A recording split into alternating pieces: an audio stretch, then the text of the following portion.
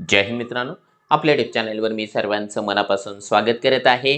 पवित्र पोर्टल शिक्षक भरतीच्या नियमामध्ये बदल घडवणारा नवीन शासन निर्णय निर्गमित झालेला आहे। त्यावर जवळपास 4 वेगवेगळे नियम विचारात घेण्यात आलेले आहे। त्यावरती बऱ्याच प्रमाणावरती चर्चा झालेली आहे, परंतु एक महत्त्वाचा नियम जो बऱ्याच जणांना कन्फ्यूज करत आहे, त्याचं क्लॅरिफिकेशन आपण या व्हिडिओच्या माध्यमातून करण्याचा प्रयत्न करणार आहोत। तो म्हणजे सेमी इंग्लिश मीडियम साठी कोणत्या प्रकारचे उमेदवार पात्र आहेत आणि तो नियम एक्झॅक्टली काय आहे, त्याविषयी आपण सविस्तर माहिती या व्हिडिओच्या माध्यमातून जाणून घेणार आहोत। परंतु तत्पूर्वी आपण जर चॅनलवर नवीन असाल तर आमचं चॅनल सबस्क्राइब करा, साईडचं जे बेल आयकॉन आहे त्याला देखील प्रेस करा, जेणेकरून शिक्षक भरतीच्या संदर्भामधल्या कोणत्याही माहितीची अपडेट आपल्याकडून मिस होणार नाही। आणि मित्रांनो, आपण जर का येत्या टीईटी परीक्षा जी की मे महिन्यामध्ये होऊ घातलेली आहे त्याची तयारी करत असाल तर तुमच्यासाठी आवश्यक असलेली एक बॅच आहे गुरुजी कार्यरत शिक्षकांसाठी टीईटी बॅच। या बॅच मध्ये त्या सगळ्या गोष्टी तुम्हाला या ठिकाणी प्रोव्हाइड केल्या जाणार आहेत, ज्या गोष्टी आपल्याला जास्तीत जास्त मार्क घेण्यासाठी आवश्यक आहे। त्यामध्ये daily live lecture, TET PYQ video solution, TET test series, CTT PYQ video ची सोल्युशन, त्यानंतर सीटीटीची टेस्ट सिरीज आणि सीटीटीची कंप्लीट बॅच। म्हणजे टीईटीची बॅच जॉईन करा, सीटीटी त्याच्यासोबत जे आहे फ्री मध्ये आपल्याला मिळणार आहे। या सगळ्या गोष्टी आपल्याला मिळतील मित्रांनो मास्टर टीचर नावाचं ॲप्लिकेशन डाउनलोड केल्याच्या नंतर। याच्यासोबत आता येत्या 8 तारखेपासून सीटीटीची परीक्षा आहे, त्यासाठी तुम्हाला जर का टेस्ट सिरीज हवी असेल ती देखील तुम्हाला या ठिकाणी अवेलेबल करून देण्यात आलेली आहे। त्यासाठी तुम्हाला मास्टर टीचर नावाचं जे ॲप आहे तेवढं एकच ॲप डाउनलोड करून घ्यायचं आहे।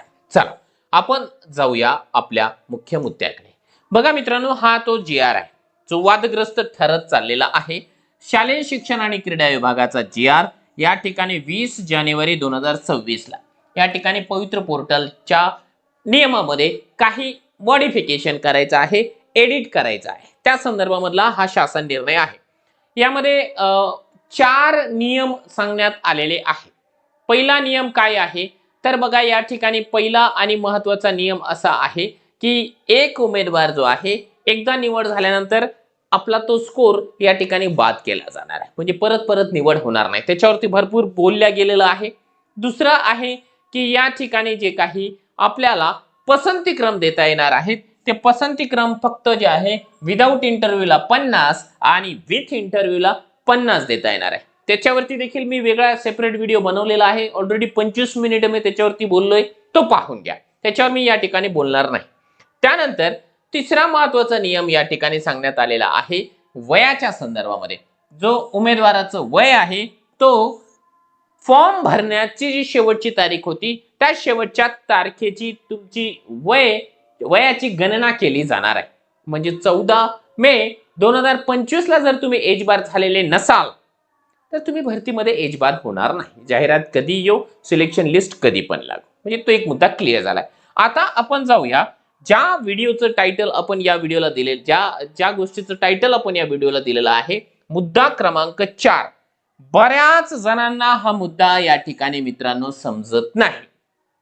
बघा, GR ची भाषा किंवा शासकीय परिपत्रकांची भाषा खऱ्याच अर्थानं जी आहे क्लिष्ट असते, समजणं फार कठीण आहे। एका शब्दामुळे जे आहे अर्थाचा अनर्थ होतो। आता मला जे समजलेलं आहे माझ्या समजुतीप्रमाणे किंवा माझ्या नॉलेज प्रमाणे ते मी तुम्हाला या ठिकाणी एक्सप्लेन करतोय। कदाचित माझ्याकडून चूक होऊ शकते, मला जे या ठिकाणी समजतं आहे मी ते तुमच्या समोर एक्सप्लेन करण्याचा प्रयत्न करतो। जर मी चुकलो तर मला या ठिकाणी जे आहे व्यवस्थित भाषेमध्ये आपण या व्हिडिओच्या खाली कमेंट बॉक्समध्ये दुरुस्त करा। पण मला ज्या गोष्टी या ठिकाणी वाचन केल्यानंतर लक्षात येते ते मी तुम्हाला सांगतो।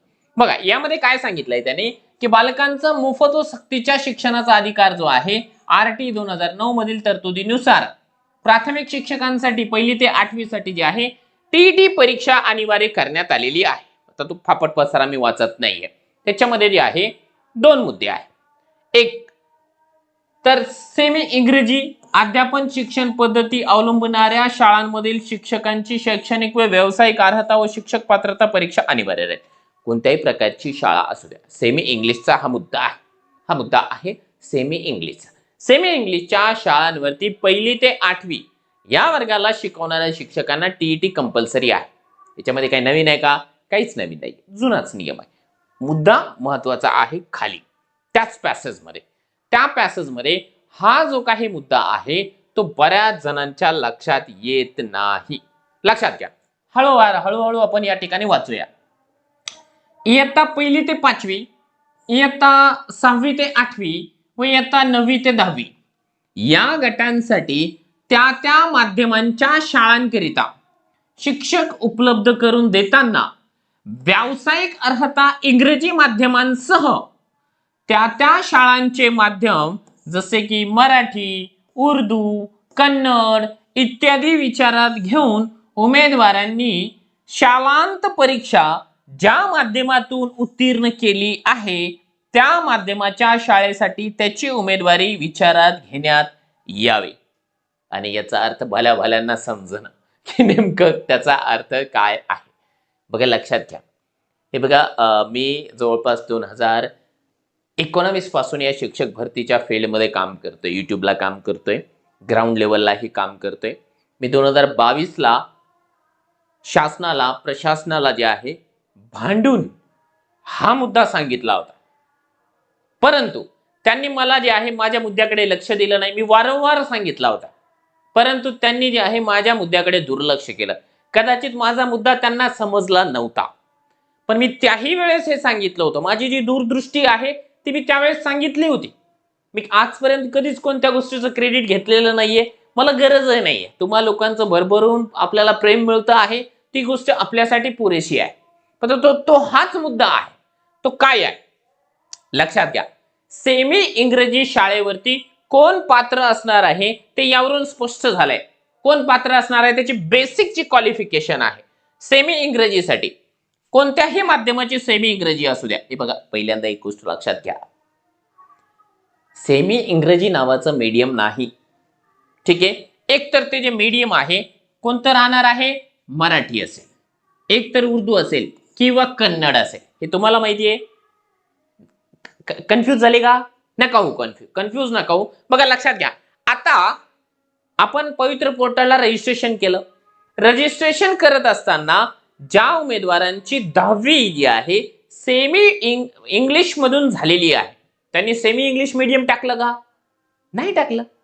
त्यांनी काय टाकलं, मग त्यांची जी प्रथम भाषा होती मराठी होती तर त्यांनी मग सेमी इंग्लिशचं मीडियम मराठी टाकलं. ज्यांची प्रथम भाषा उर्दू होती त्यांनी आपलं जे मीडियम आहे उर्दू टाकलंय ना, असंच आहे ना.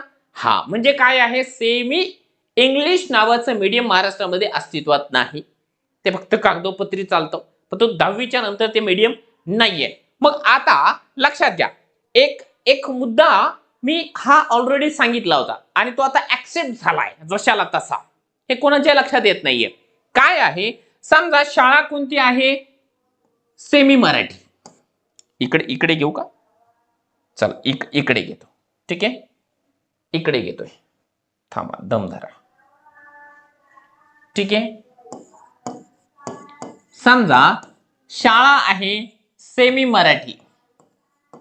ठीक आहे, आता सेमी मराठीच्या शाळेवर कोण उमेदवार जाईल, तर सेमी मराठीच्या शाळेवर लागण्याकरिता जे आहे महत्वाचा मुद्दा त्यांनी या ठिकाणी हा सांगितलाय की त्यांची जी व्यावसायिक अर्हता आहे इंग्रजी माध्यम असायला पाहिजे. ठीक आहे, व्यावसायिक जी त्यांची अर्हता आहे म्हणजे त्यांचं जे डीएड आहे, 1ली ते 5वीची गोष्ट करतोय, डीएड आहे इंग्लिशच असावं. Clear, DEd English compulsory. आणि त्याला जोडून काय असायला पाहिजे, माध्यमांसह म्हणजे हे तर पाहिजेच डीएड इंग्लिश मध्ये, याच्या सोबत त्यांचं काय असावं, त्या त्या शाळांचे माध्यम जसे की मराठी, उर्दू, कन्नड इत्यादी विचारात घेऊन उमेदवारांची शालांत परीक्षा ज्या माध्यमातून उत्तीर्ण केली आहे त्या माध्यमाच्या शाळेसाठी त्याची उमेदवारी विचारात घेण्यात यावी. म्हणजे 10वी त्याची ज्या माध्यमातून असेल त्या माध्यमाच्या सेमी शाळेसाठी तो पात्र आहे. लक्षात येते का? काही जण कन्फ्यूज झाले असेल. नका कन्फ्यूज हो, मी आहे ना, मी आहे. आता सेमी मराठी शाळेसाठी कोण पात्र आहे, तर समजा त्याचं जे आहे, एक मिनिट पेन पेन बदलतो, तुमच्या लक्षात येईल.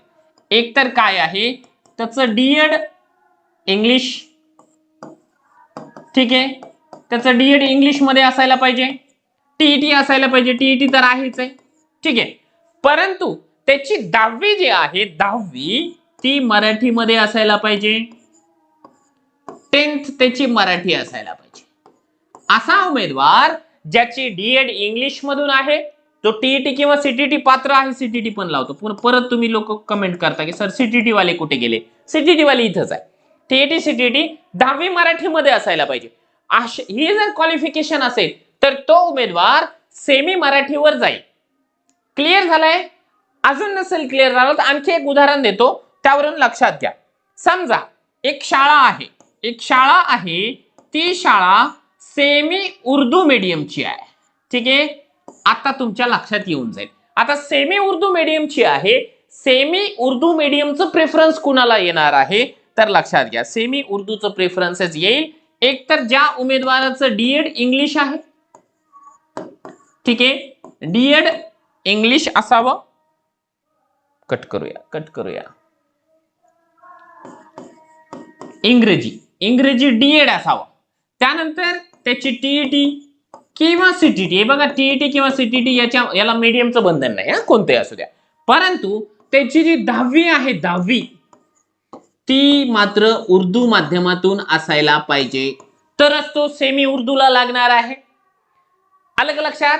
म्हणजे काय आहे, मागच्या वेळेस जो गोंधळ झाला होता की मराठी माध्यमाचे उमेदवार उर्दू मीडियमला गेले होते सेमी इंग्लिश मुळे, आता तो गोंधळ या ठिकाणी होणार नाही. कारण काय आहे, त्यांचं 10वीचं मीडियम जे आहे विचारात घेतलं जाणार आहे त्यांच्या डीएड इंग्लिशच्या सोबत, आणि हा अतिशय स्वागतार्ह निर्णय आहे. ह्याच्यामुळे कॉन्ट्रोवर्सी होणार नाही. मी 2022ला हेच सजेस्ट केलं होतं, लक्षात घ्या. शासनासोबत प्रशासनासोबत मी स्वतः भांडलो होतो, पण तो माझ्या या ठिकाणी डिमांडला यांनी खतपाणी घातलं नव्हतं. शेवटी आता त्यांना हेच करावं लागलंय, आणि हे कधी करावं लागलं ज्यावेळेस खूप साऱ्या संघटनांनी विरोध केला, गोंधळ घातला, उपोषण केलं, आंदोलन केलं. जर 2022लाच माझं म्हणणं जर ऐकलं असतं आज ही परिस्थिती आली नसती. बऱ्याच जणांना याच्यामुळे जे आहे खूप मोठ्या प्रमाणावरती या ठिकाणी त्रास सहन करावा लागला शाळांवरती, आणि काही उमेदवारांचा हक्क होता त्या मीडियमच्या उमेदवारांचा, तो हक्कही हिरावला गेलेला आहे.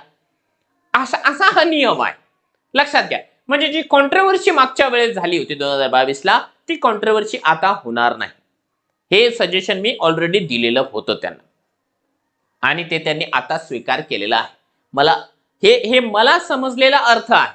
कदाचित त्याच्यामध्ये चेंजेस असेल, ठीक आहे, लक्षात घ्या. याच्यासोबत त्याने जर तिसरं उदाहरण दिलं ना, की जर आपलं माध्यम समजा एखादी शाळा आहे सेमी कन्नड, आता सेमी कन्नडला कोण पात्र असेल हे तुमच्या लक्षात आलं असेल, ज्यांचं डीएड इंग्लिश मधून आहे, टीईटी सीटीटी आहे, परंतु ज्यांचं जे आहे 10वीला या ठिकाणी कन्नड आहे, कन्नड म्हणजे कन्नड मीडियमलाही कन्नडच उमेदवार जाणार आहे, त्याला कन्नड शिकवता येणार आहे, वाचता येणार आहे, लिहिता येणार आहे, ठीक आहे. हा मुद्दा निश्चितपणाने स्वागतार्ह आहे. याबद्दल मी शासनाचं प्रशासनाचं आता देर आहे दुरुस्त आहे, काय म्हणतात त्याला आता चांगलं झालेलं आहे. आता दुसरा मुद्दा, याच्यामध्ये ना हा अर्धवट पॅसेज वाचलाय आपण, ठीक आहे, इथपर्यंत लक्षात आलंय सगळं काय आहे. शासनाचे पत्रक वाचणं आणि त्याचा अर्थ लावणं सोपं काम नाहीये. चला पुढे जाऊया. आता यांनी या ठिकाणी आणखी एक गोष्ट सांगितलेली आहे की इयत्ता 1ली ते 5वी या गटासाठी सेमी इंग्रजी विषयाकरिता व्यावसायिक अर्हता इंग्रजी माध्यमातून पूर्ण करण्याची अर्हता निश्चित करण्यात आली आहे. त्या सामाजिक प्रवर्गासाठी असे उमेदवार उपलब्ध न झाल्यास अशा रिक्त राहणाऱ्या पदांसाठी नव्याने जाहिराती देऊन या उमेदवारांसह ज्या उमेदवारांनी व्यावसायिक अर्हता इंग्रजी माध्यमातून पूर्ण केली नाही, मात्र 12वी विज्ञान किंवा BA MA इंग्रजी किंवा BSc MSc इंग्लिश अशी पूर्ण केलेली असेल, अशा उमेदवारांना पात्र समजून मुभा देण्यात येणार आहे. म्हणजे काय आहे, पहिला राऊंड असेल की ज्यांना डीएड कंपल्सरी इंग्लिश मधून केलंय, सेमी इंग्लिशच्या आपण जेवढ्या जागा आहेत त्या सगळ्या जागा पहिल्या राऊंड मध्ये ज्यांचं डीएड इंग्लिश मध्ये आहे तेथूनच भरली जाणार आहे. समजा डीएड वाले उमेदवार नाही सापडले, ज्यांचं की डीएड इंग्लिश मध्ये नाहीये, मग अशा कंडिशनला मला नाही वाटत की इथपर्यंतची कंडिशन येईल. D.Ed इंग्लिशवाले उमेदवार अवेलेबल आहेत. ठीक आहे. जर ते नसतील तर मात्र जे आहे या ठिकाणी 12वी विज्ञान किंवा BA किंवा MA इंग्लिश मध्ये जर झाला असेल किंवा BSc MSc जर का झालेली असेल तर मग त्यांना या ठिकाणी जे आहे या सेमीच्या शाळांसाठी प्रेफरन्स दिला जाईल सेकंड नंबरला. पण त्याची जाहिरात नवीन येईल, जाहिरात नवीन द्यावी लागेल. पहिल्या राऊंड मध्ये उमेदवार नाही मिळाले मग त्याला कन्वर्ट केलं, कसला पद्धत आहे. आणि इथे देखील ना ही घटना ज्या वेळेस घडेल ना त्याही वेळेस तुम्हाला माझी आठवण येईल. कारण मी तुम्हाला वारंवार सांगत होतो की बाबाओ 12वी विज्ञान याचं जे माध्यम आहे इंग्लिश टाका. आता त्याचा इंग्लिशचा तर फायदा होईल का नाही होईल, तुम्हाला होणार आहे ना. हा, किंवा पुन्हा तुम्हाला वारंवार सांगितलं होतं की बाबा BA जर इंग्लिश मध्ये असेल, इंग्लिश विषयात BA असेल त्याचं मीडियम इंग्लिशच टाका, मराठी नका टाकू. MA असेल इंग्लिश मध्ये त्याचं मीडियम इंग्लिशच टाका, मराठी नका टाकू. ही माझी त्यावेळेसची दूरदृष्टी होती, लक्षात घ्या. कारण हे सगळं माहिती आम्हाला काय होणार आहे आणि काय होऊ शकतं. ठीक आहे. त्याच्यासोबतच हे पण तुम्हाला सांगितलं होतं की BSc असेल किंवा MSc असेल दोन्हीपैकी काही केलेलं असू द्या त्याचं मीडियम इंग्लिशच टाका. काही शहाण्या लोकांनी जे आहे मराठी टाकून दिलेलं असेल. आता त्यांना काय होईल मला माहिती नाहीये. ठीक आहे. पण त्यांची जी आहे मीडियम इंग्लिशच असायला पाहिजे होतं. तरी हा गौण मुद्दा आहे, नंतरचा आहे. पहिल्या राऊंडला जर उमेदवार नाही मिळाले तर दुसऱ्या राऊंडमध्ये या पद्धतीने जे आहे या उमेदवारांना संधी दिली जाणार आहे. तर अशा प्रकारे तुमच्या लक्षात आलं असेल की सेमी इंग्लिशसाठी या ठिकाणी जे आहे कुणाला संधी दिली जाणार आहे. आणि मला असं वाटतं मी पर्सनली तरी मला जेवढा अर्थ समजलाय तो हाच आहे. आणि या निर्णयाचं मी तर पूर्ण असं आहे ना खुले दिल से स्वागत करना चाहूंगा. कारण हे माझं सजेशन होतं, हे माझं सजेशन होतं. बाकीच्या संघटनावाल्यांना या गोष्टी माहिती नाहीये की हे नेमकं काय आहे. ठीक आहे. मला क्रेडिट नाही मिळायला हरकत नाही, पण या गोष्टी हव्या होत्या. कारण जे आहे मीडियमचा जो काही वाद सुरू होता त्या वादामधून याच्यापेक्षा चांगला मार्ग निघणं शक्यच नव्हतं आणि तो निघालेला आहे. या गोष्टीचं मला समाधान आहे. याच्या व्यतिरिक्त तुम्हाला जर का वेगळा काही अर्थ वाटत असेल किंवा तुमच्या काही प्रतिक्रिया असेल तर नक्की या व्हिडिओच्या खाली आपण कमेंट बॉक्समध्ये कमेंट करू शकता. तुमच्या त्या सगळ्या कमेंटचं जे आहे स्वागत आहे.